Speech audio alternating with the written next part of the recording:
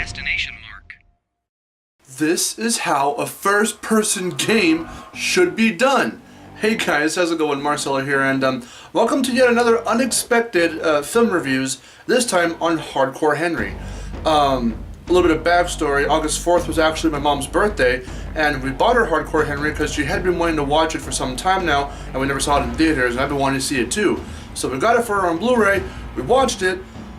Oh my god, it's a really great movie. I'm not wanting to watch like the gritty action movies, and it's not for the same reason why I don't like gritty shooter games or whatever. Like I don't share dislikes on anything like that between gritty action films and gritty action games.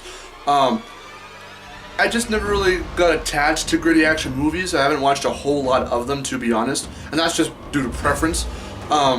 But this one I was like, hey, okay, it's unique, it's shot with a GoPro, completely in first-person perspective. It is pretty much, I actually wanted to look up, after the film, I looked up, I looked it up on Wikipedia to see if it was based off of any kind of obscure-ass game I've never heard of with the same name or anything like that, just to see if it is so video game-like, and it's like, I don't even know, but they did it really well. And okay, enough gushing. Let's talk about it. Like the Warcraft review, I won't be doing two separate videos on no spoilers and then spoilers. Everything will be included in this video. So yeah, if you haven't seen the movie yet, don't watch this video. And I'm serious. Like, it's a pretty good film. I really enjoyed it. And I will be talking about everything that goes on in here. There aren't a whole lot of spoilerish things, to really go over, but there are some things that you might want to there are some things here and there, yeah, that you're going to want to, watch the movie to see, firsthand. So, but I will be talking about them here. So if you haven't seen the movie yet, go see it. So, yeah, let's begin. The funny thing about this plot is that, or at least the basic synopsis of the film, is that it's kind of a Mario plot. You've got Henry, and he's got his wife, Estelle. She gets kidnapped, and he has to go and save her. So that's like the most basic plot. Of course, a lot more shit happens in the film. Actually, so much shit happens that you kind of forget that's his goal, is to save her, because you get roped in all the other little side things that happen, and it's packed, but it's not like, what is happening? I'm getting overloaded with all kinds of information and action and such. The pacing is actually pretty okay. That's one thing I want to say off the bat. Before getting into a little bit more of the plot. The pacing is actually really cool. It's not all just action, explosions, action. There are a lot of explosions and there is a lot of action, but it's not like a whole big Michael Bay freaking. No, it's paced out really well. But the I was gonna say the basic plot. I just said it. The more underlying plot of it is that Henry is he's been woken up from the dead. Pretty much, he's been taken back from death, and he's got like a bionic, robotic, almost kind of left arm and left leg, and he's been told, the basic stuff of like, okay, so we just brought you back from freaking death, we gotta get you back up and going, because the big, bad, dick-ass villain is coming. His name, if I can remember how to pronounce it, it's spelled like, I think, A-K-A-N, so it's like Akan, I think it's Akan. I was gonna say like Akon, like the Akon. No, Akan, I think is how you pronounce his name. The whole film pretty much takes place in Moscow, so everyone almost is Russian. And this dude is Russian, and he is a dick. There's a lot of things that aren't explained. First and foremost, when you're watching it, it's not explained, but there are some things that don't really get explained throughout the whole film. One of the things, I'll just go right out and say it, is that Akan has freaking telekinetic powers. He can use the Force to do all kinds of shit to people, and it's never explained why he has it, but I don't think it needs to be, because of how, again, you need it really, it's a kind of, how do you say the term? It's a suspension of belief. You really need to suspend your belief for this, because there's a lot of weird video game-esque shit that happens in this film. For example, there's an army that the dude's trying to raise that is fully robotic with the same memories as Henry. So, what makes Henry different?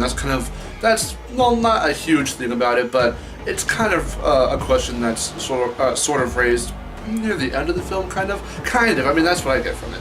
But there's a whole lot of shit I'm trying to think about how it happened in sequential order. I'm trying to figure out how to describe. I'm not gonna say the whole plot, of course, but one of the things that happens is you're in like this, or again, it's told from first person. So Henry and Estelle are in this blimp-like ship, and I guess it is just a blimp. I'm not really sure, because you don't really get to see it. But when like he tries to escape from the door, he's like, "Oh shit!" and he looks over and like they're way up in the sky, and they use an escape pod to crash back down to the ground, and like the camera goes up and you can like see what looks like. It has to be a blimp. That's just what I'm assuming.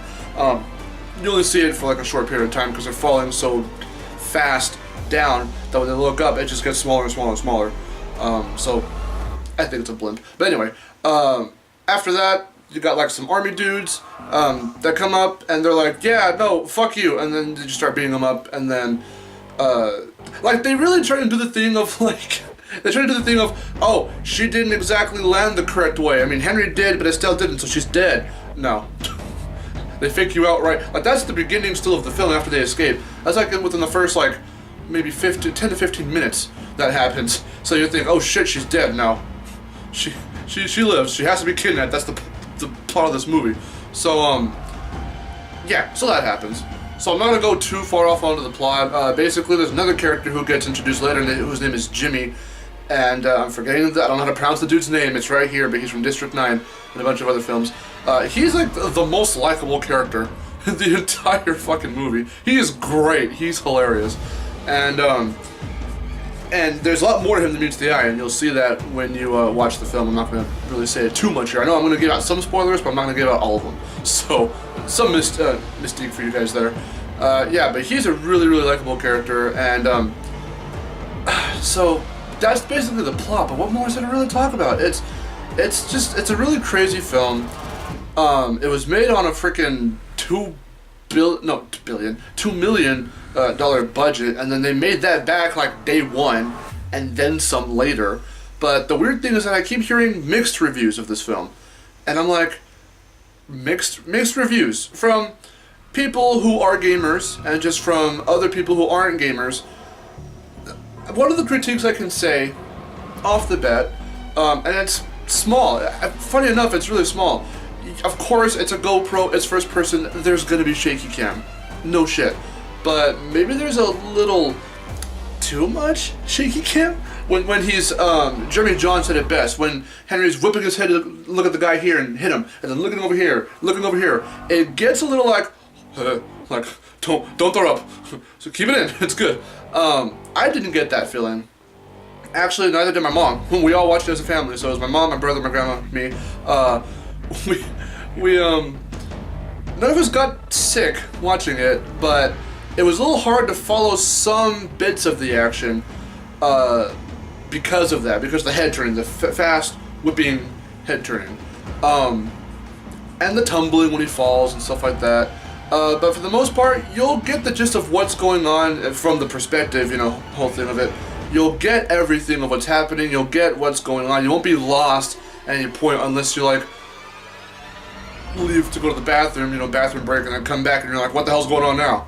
Like, it feels a lot like a video game. Like the progression of it and where he goes and the guys that he beats up. There's a lot of surprise killings here and there. He wants to like beat the info out of a guy, and then bam, something will. It's really gory too, so something will like slice his head and like just get lodged into his head, and or at one point this dude he holds up a guy, and I forgot what it was. Was it just a normal gun? Was it a thing? I don't remember what it was. Someone shot him. The guy that Henry was holding, bam! All of his head just blows off, and like all that's left is like right here, down of his head. That's what's left of his freaking head. I'm like, oh, whoa, okay.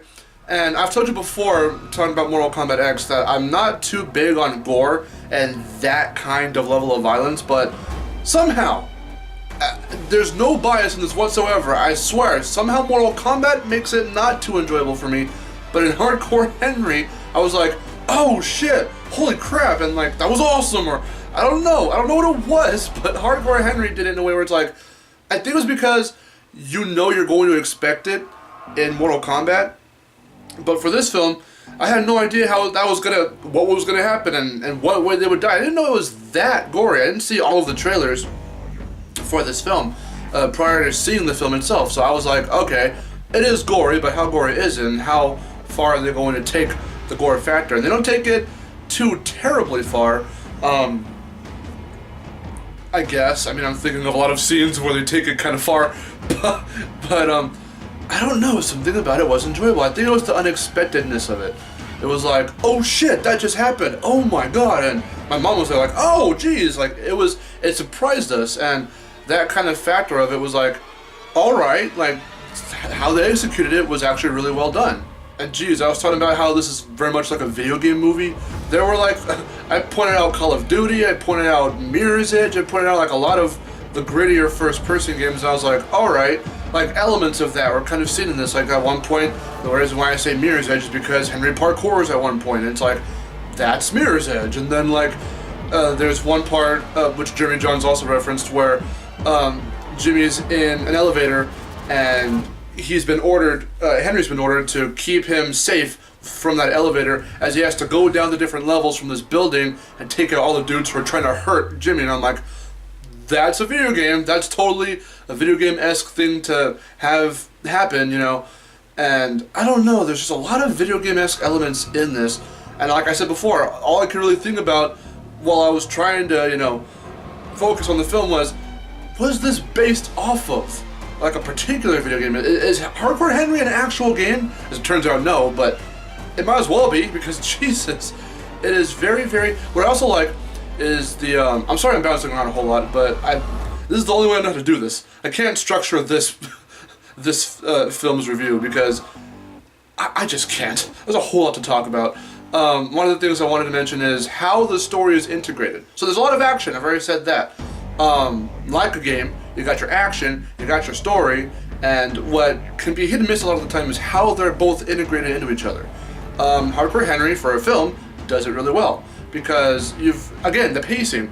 You got some action, and then some slow down moments, and then Jimmy will talk to Henry about like what's going on, and about these kinds of clones, and these armies and whatnot, and these robotic dudes, and how Akan, right? Yeah, I forgot how to pronounce his name again. How Akan is just pretty much a dick, and how he wants to, his plan, basically, he's telling him his plan and what he wants to do. At one point, spoilers, Jimmy actually worked for Akan. So, yeah, there's a lot of how they pace it out, because there's funny moments with like a little bit of like action-y, funny moments, and then there's the whole like we're stopping all the action to go over some plot, and to have some tender. There's a tender moment in this film. I'm not going to say what it is, but there's a tender moment in this film.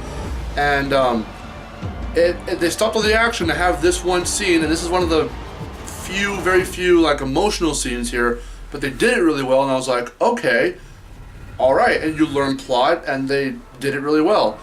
And you don't get a whole lot about Henry's past, his backstory, but you get glimpses. The film opens up with him as a child, and you get quick glimpses of like that particular scene. You get snippets of that scene when the movie opens, and then throughout the film, at least coming towards the middle, end-ish, you'll see more and more clips from that scene. And not that it puts like all kinds of shit into perspective of why he's doing whatever, or why whatever happens. It's just more about him, because he doesn't talk.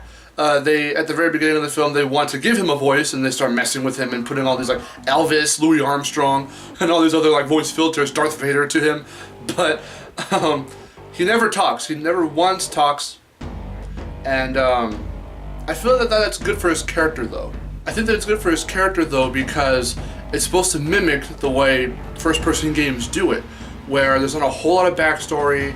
You have to find it all through, you know, exploring or whatever. In this case, it's just how the characters tell him how certain things happened, and how there are a lot of clones and such out there that are behave kind of like the way he does, or he did when he was first, I guess, when he first became robotic and whatnot. But it was done really well because it mimics those kinds of games where not a whole lot is given to you right off the bat, and you learn it through time. So either in the games it's by you exploring, since it is a game, and you're controlling the character, whereas you're watching Henry go through everything, even though you're supposed to be him technically. Even the back of the box cover says, yeah, you are Henry. You've been told your name is Henry. Even though they do that, you're still watching Henry do everything. So with the movie, it's the characters telling him the story instead of you trying to figure out the story, since you are not controlling Henry. But again, for it being, I've talked about that before, like how you're influencing the main character to do whatever in a game, but you're watching the main character do it in a movie. So of course they had to do it that way with, it just makes sense, with the characters telling him the backstory through time. But the fact of how they paced it out, and it was really well done, that's what makes it really good. And the fact that Henry is completely and utterly silent, besides like the occasional heavy breathing and whatnot, that just makes sense because of all the shit he's doing. It was really well done. So overall, what I think of the film, it was fucking cool.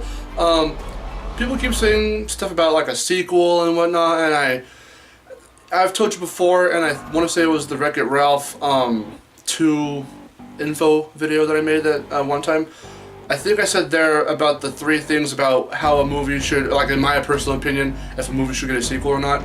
This movie would fall into the category of, not Wreck-It Ralph, but a Lego Movie, where even though the Lego Movie is getting a sequel, and I'm like, whatever about it. I think that, this movie was so good, just leave it. Leave it as a one and done kind of thing. I don't think it really, not that it doesn't deserve a sequel, I just don't think a sequel is really, the way they ended it off, which I'm not really going to say, I don't think that a sequel can continue off of where this one left off. So, I mean, I don't know. And it ends off really abruptly, too, with that final scene. I'm not going to say it, but if you've seen the movie, then you know what I'm talking about. That final scene, it ended off, not like it's a criticism, it ended too abruptly. It's just like, bam, that happened, the end. Like, no. But the way, I'm just saying, the way it ended, I don't know if they can just, I mean, of course, if they made a sequel, they couldn't continue directly off of that. I mean, they could, but it'd be a little weird, from right where the movie ends, but there could be like a time skip or whatever. I don't know. But in my personal opinion, I think this movie should just be a one and done thing and just have no sequel or anything else to it. It was good the way it is. It's really, really, really easy to follow, easy to get lost into the action and all that. It's paced out really well, so it's not all just action, action, action, shoot, shoot, shoot, But really badass, really cool. And so with that, my verdict, my rating for the film is a 9.5 out of 10. Because it was just really, really awesome. Again, it's not a complete 10 out of 10 because of a little too much shaky cam. I know that it has to be shaky cam with the fact that it's first person, but and I said you can follow the action and everything pretty well, and you can. It's just that there are some moments that could have been slowed down a little bit more and could have been a little clearer. Oh, also, I didn't even mention, I loved the use of slow-mo. It felt like a game. The way they chose really good moments to slow down a little, and it's not even like, it's not Spider-Man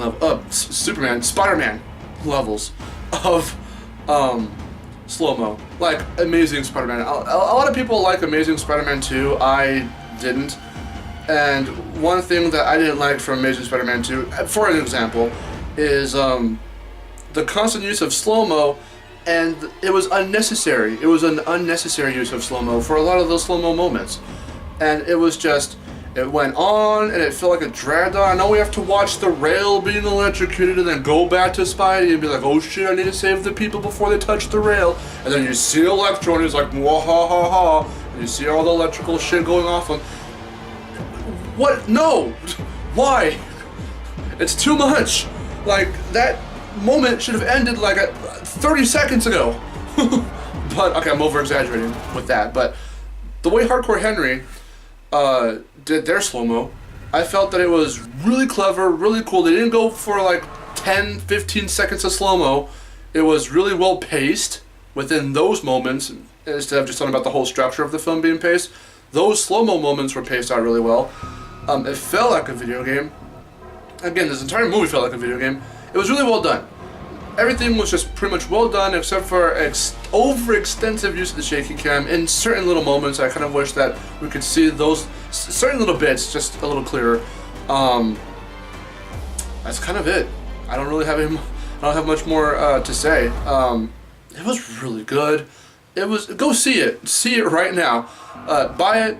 It's not very expensive at all. For Blu-ray, for DVD, just go see it.